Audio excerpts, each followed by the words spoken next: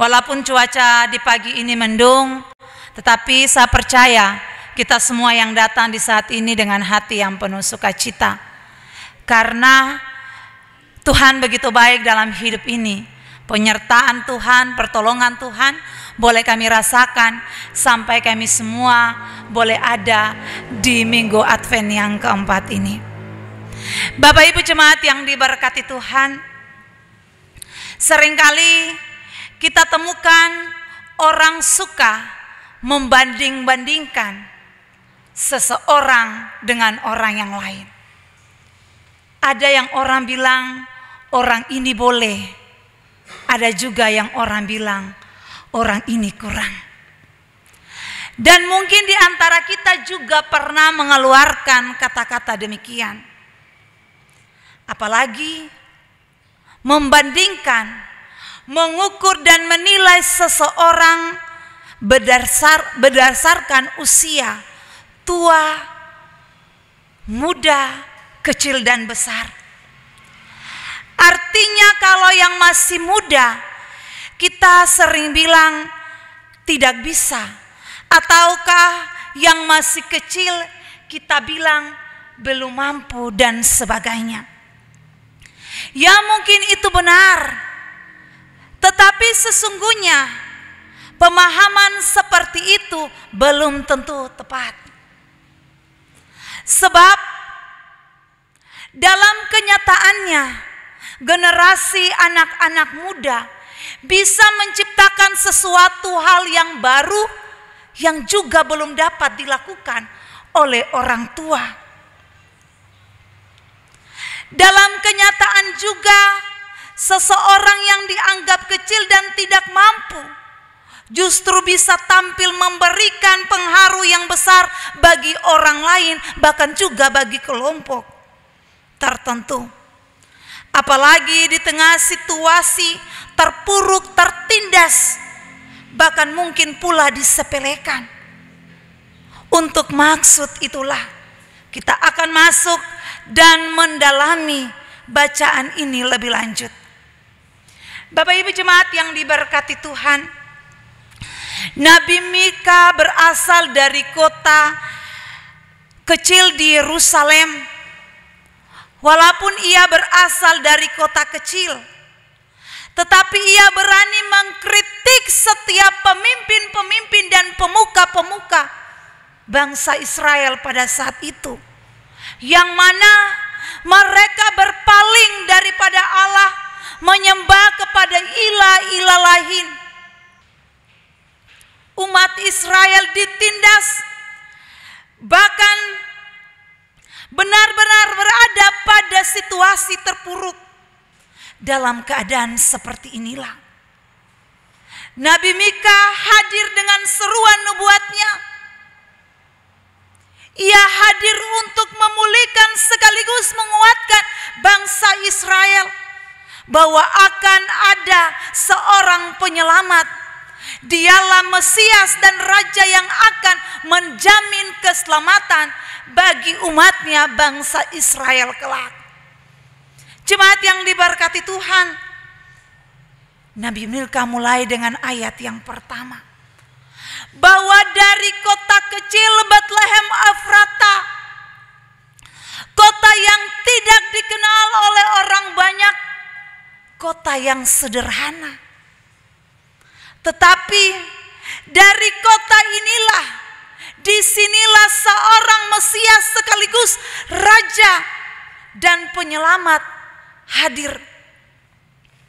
Ia akan menjadi pemimpin yang besar bagi seluruh dunia, pembawa damai dan keadilan bagi umatnya. Kerajaannya tidak berakhir, sebab permulaannya sudah ada sejak dulu kala dan akan sampai selama-lamanya tetap ada. Artinya bahwa dengan seruan ini Mika mau sampaikan kepada setiap umat supaya umat Israel tetap bertahan dalam penderitaan, tetap kuat mengalami setiap tantangan yang mereka rasakan. Walaupun ditindas, mereka harus tetap berpegang teguh pada keyakinan dan kepercayaan Allah nenek moyang mereka. Sebab akan tiba waktunya Mesias yang mereka nanti-nantikan akan datang memulihkan situasi sekaligus menyelamatkan mereka. Bapak Ibu jemaat yang diberkati Tuhan, ayatnya yang kedua sampai ayatnya yang ketiga dan keempat dan kelima adalah masa penantian. Nabi Milka menggambarkan masa penantian itu akan ada banyak penderitaan, akan ada banyak kesakitan yang mereka alami, bahkan terlihat dan terasakan seolah-olah Tuhan tidak ada dan membiarkan semua itu yang harus mereka rasakan. Bagaikan seorang ibu yang sedang mengandung, tapi satu yang pasti bahwa dalam penderitaan itu ia sedang menuju hari bahagia, yakni hari persalinan yang akan tiba. Mika menggambarkan sebuah kemenangan di dalam nama Tuhan. Artinya kemenangan yang mereka raih adalah sebagai buah dari perjalanan penderitaan dan penantian yang panjang. Umat Israel akan bermegah dalam kemegahan melawan pemimpin bangsa manapun, sebab Tuhan adalah pembela dan akan selalu berpihak kepada mereka, sebab Dialah Mesias yang akan menyelamatkan umatnya. Bapak Ibu jemaat yang diberkati Tuhan, lewat firman Tuhan kita di saat ini ada beberapa hal yang dapat kita renungkan bersama untuk kita bawa pulang dalam kehidupan pribadi kita, keluarga kita, bahkan juga dalam persekutuan kita. Yang pertama, Tuhan bisa memakai kita yang kecil. Catatan pertama ini memberikan pengharapan teguh bagi kita, bagi Bapak, Ibu, dan saya sebagai orang-orang kecil, sebagai orang-orang berdosa, bahwa apapun keadaan kita, mari berharap selalu di dalam Tuhan. Tidak perlu berapa kekuatan kita, apa yang orang lain katakan kepada kita. Bahkan mungkin di mata orang lain kitalah orang-orang kecil yang lugu dan tidak mampu untuk berbuat apa-apa.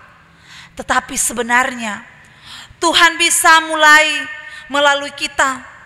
Tuhan sanggup mengubah situasi apapun yang kita alami. Bahkan Tuhan bisa memakai kita, mungkin yang kecil, untuk membantu membuat sesuatu yang besar. Allah merombak cara pandang kita, Bapak, Ibu, dan saya, serta sikap kita sebagai manusia, untuk tidak meremeh-remehkan hal-hal yang kecil. Sebab hidup bukanlah terletak pada apa yang kecil dan apa yang besar, tetapi hidup ini ada di tangan siapa. Kita percaya bahwa hidup kita entah kecil atau besar, kita berada di dalam naungan kasih Kristus. Lihatlah, Bethlehem, kota yang kecil, tetapi bisa memberikan berkat yang besar. Demikian dengan kita, walaupun kita adalah orang-orang kecil, tetapi kita diharapkan untuk memberikan berkat bagi setiap orang di sekitar kita.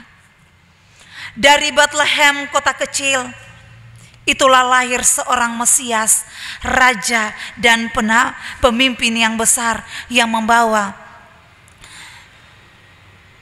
keselamatan bagi seluruh dunia, termasuk juga bagi Bapak, Ibu, dan saya.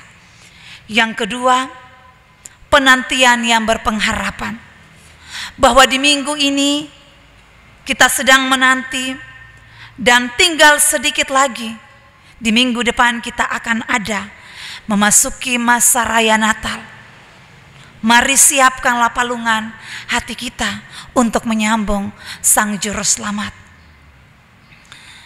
Marilah kita bersuka cita menyambut peristiwa itu dalam sebuah kemenangan yang abadi. Selaku orang-orang percaya, berharap dan berpegang sungguh kepadanya, sebab sesungguhnya janji Tuhan bukanlah janji belaka. Janji Tuhan kita akan menikmati buktinya, dan bukti itu Bapak, Ibu, dan saya boleh menikmati sampai di saat ini. Berharaplah kepada Tuhan. Setiap orang yang berharap kepadanya, ia akan menikmati. Sebab apa? Janji Tuhan ya dan amin. Selamat mengakhiri minggu Advent dan selamat masuk merayakan Natal Kristus.